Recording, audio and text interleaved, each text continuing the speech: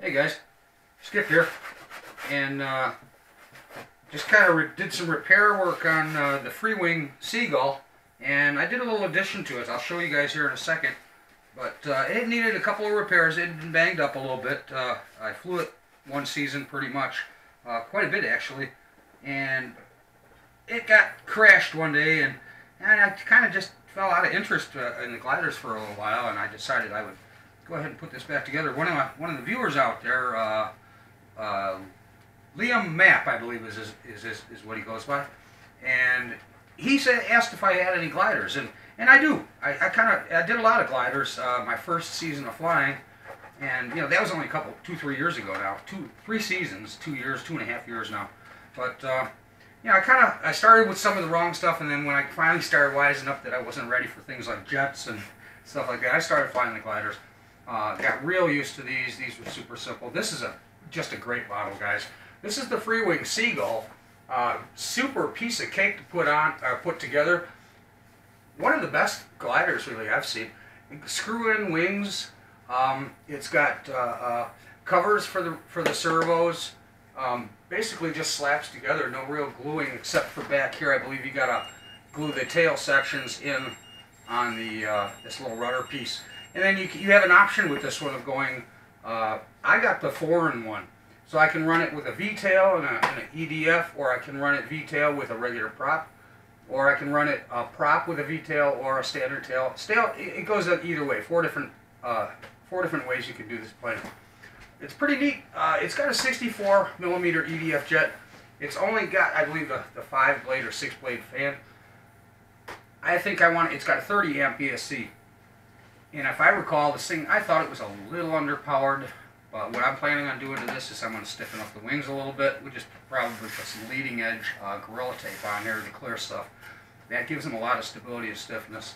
And then I'm thinking going from the 30 amp ESC to a 40 amp ESC so I can get a 4S cell in here, a 4S 2200.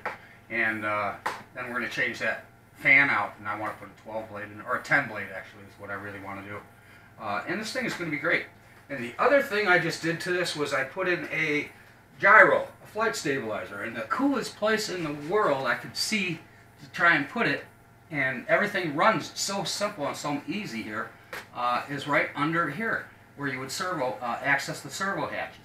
Now I just bring it out, and well, let's see, I've got it kind of tucked in there pretty good, and I've got it hooked up to the receiver. Let's see if I can get in here with the camera, guys, and show you what I did. Okay, right here in there we've got the receiver I've got tucked up. Try to quit bouncing around so much, I'm sorry. Got the receiver set up here, goes right back there. The receiver up out of the way. ESC is going to get kind of right down where it's at, get a lower center of gravity there, kind of balance out the weight for the receiver. And then what I've got back here is the gyro, and you can see it kind of, see if I can get this for you guys, sorry. Trying to get it in the light. And I've got a gyro set up down in there. See it wiggling around?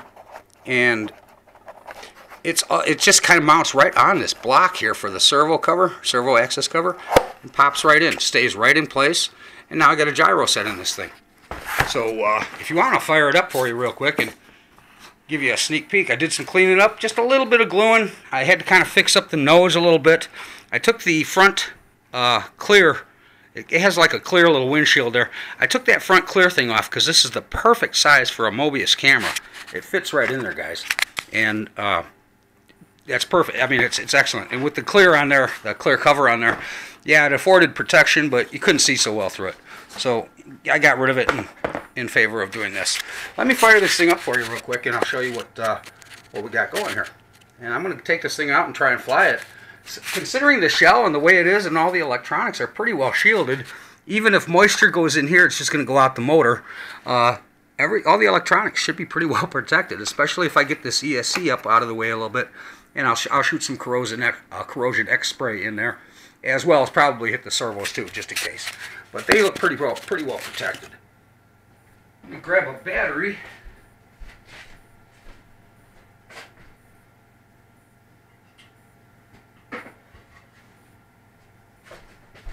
You guys probably heard that, heard the charger off in the background. And what I'll be running on this one, because it is an EDF, I'm going to run a 35C 2200. I've got an Admiral battery here. And get to see what it sounds like. It doesn't sound the greatest. That's why I'd kind of like to do it a little bit different with the 12-blade fan, or a 10-blade fan, considering it's a 64. But let's see, turn my radio on here.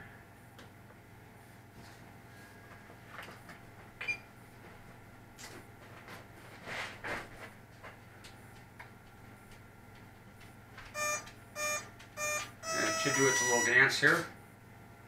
Okay, and it's set. Now you see it. You see the tail. I go up. It goes up. Oh, it turns too. Let me reset it here. So we'll do it this way. I put it in course lock, and as the tail goes up, this one's course lock. As the tail goes up, the rudder and tail compensate. As it goes side to side, the rudder on the V-tail compensate. And then same thing with the ailerons. So I can put it in course lock mode, which is if you get it into an attitude that you like, you flip it into course lock, now it's locked. And in that attitude, it'll stay in that attitude until you take it out of it or move the controls manually. But should the plane get thrown this way, you notice it goes up and it stays up until the plane will right itself. So it will keep you right there. Left, right, rudder control, elevator control, and ailerons. Rock solid, guys. This is like flying an airplane literally on rails. And being a glider, you wouldn't think you could fly this in the wind. I have flown this plane in like 15, 16 mile an hour winds. It doesn't get anywhere real fast at that speed, so you want to make sure you fly upwind. But it handles it stability-wise. Instead of getting blown all over the place, you can actually fly the thing. So pretty cool, huh, guys? Listen what it sounds like.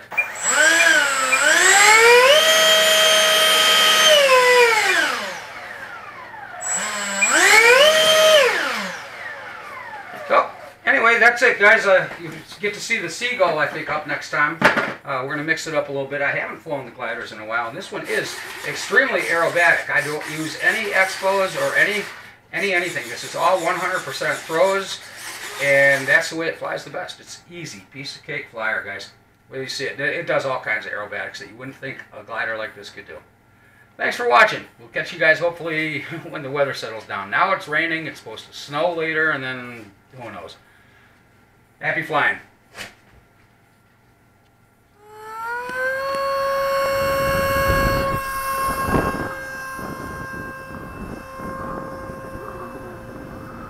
What? Oh, she flies sweet. Let's give it a little thruster, bring it up and around.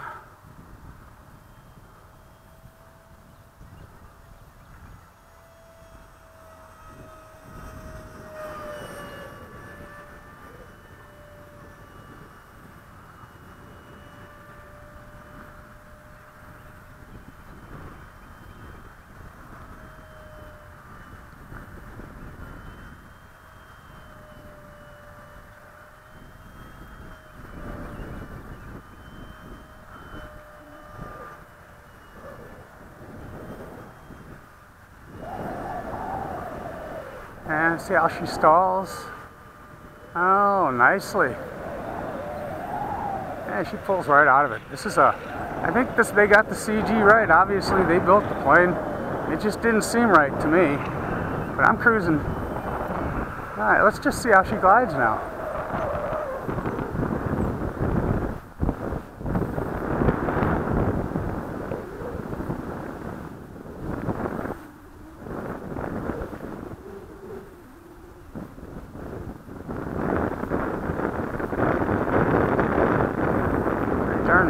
all the way around here. She's flying with the wind now, and she's still gliding. What a glide path on this thing. I'm impressed.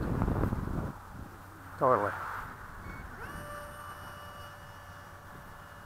Acceleration, you know, don't try to bail out real quick with this thing because it is an EDF and it takes a little while to get going. Once you get cruising with the thing though, she gets going pretty fast. Now she's going into a pretty strong headwind right now. I think we're getting probably about a good 9 or 10 mile an hour wind. I'm going directly into it. And she's doing pretty good at it. I got the climb rate settled down a little bit. I go down about half throttle and it kind of does what it's supposed to do. Still getting used to the fact that these things are somewhat different, I guess. So I've been told that when you give it gas, it pushes it down, and opposite of normal planes.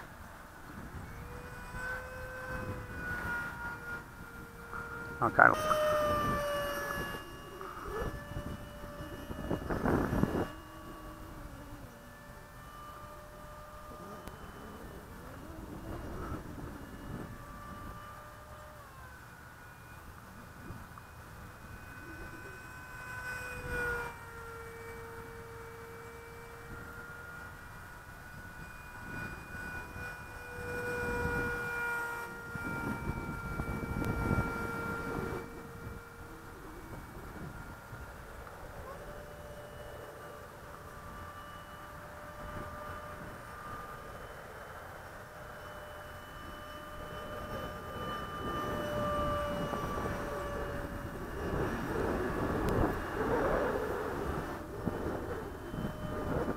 This is a sweet plane. I think I found myself a new favorite.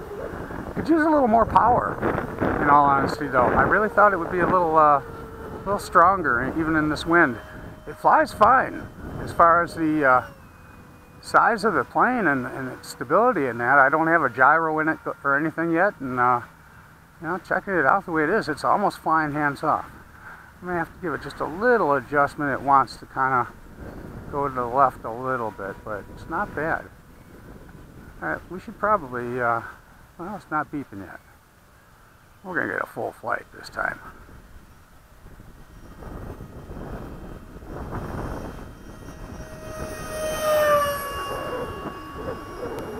Alright, now we're beeping.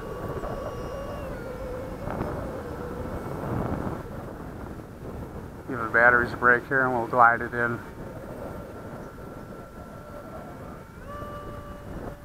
I think it's got maybe one more turn left in it.